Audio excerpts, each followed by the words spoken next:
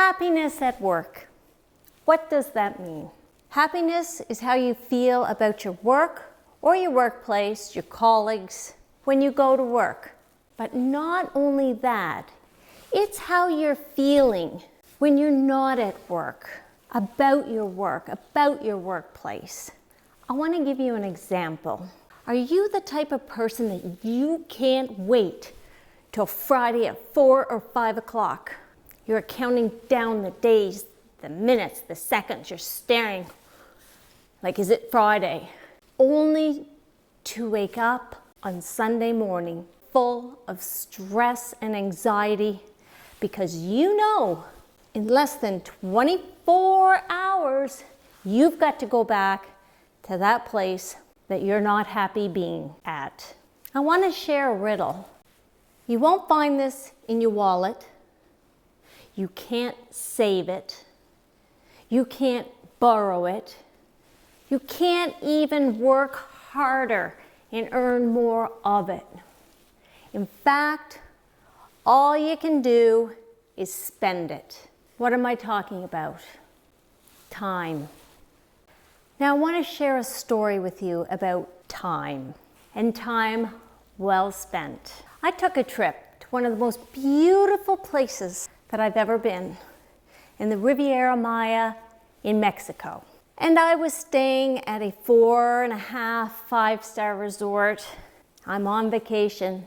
I'm in my happy place. No responsibilities. And I want you to picture this.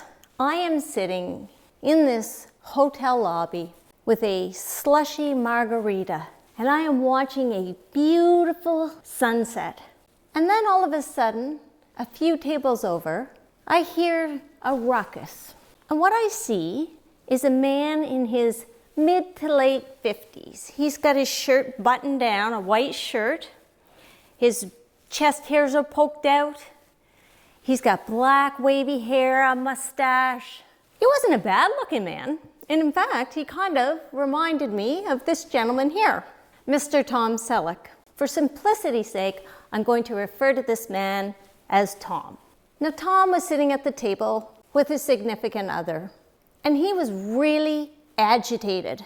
You could tell he was getting more and more upset and angry, and his language was getting more foul. And he was upset because he had just spent the last couple of hours trying to get a bottle of wine delivered to his room.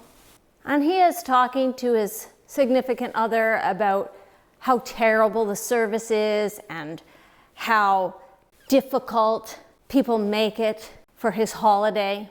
At which time the waitress comes over to see if there's something she can get. He is beyond upset by this point. And he jumps up out of his seat and he makes a beeline for the bar where there are two polite bartenders working. And they're happy, they're dancing to the music, they're having a great time.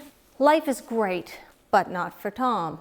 When Tom gets to the bar, the two bartenders, they become the recipients of Tom's scolding and frustration and anger, demanding to know where his bottle of wine is. At which point his significant other jumps up out of her seat and rushes over to the bar and says, "Honey, you're making a scene."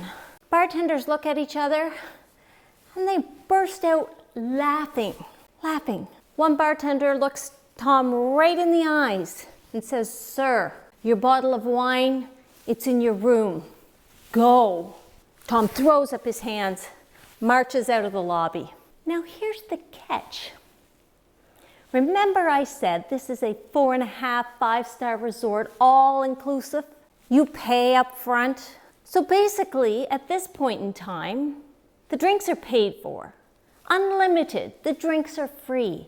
There is no lineup at the bar. Yet this is how Tom chose to spend his time.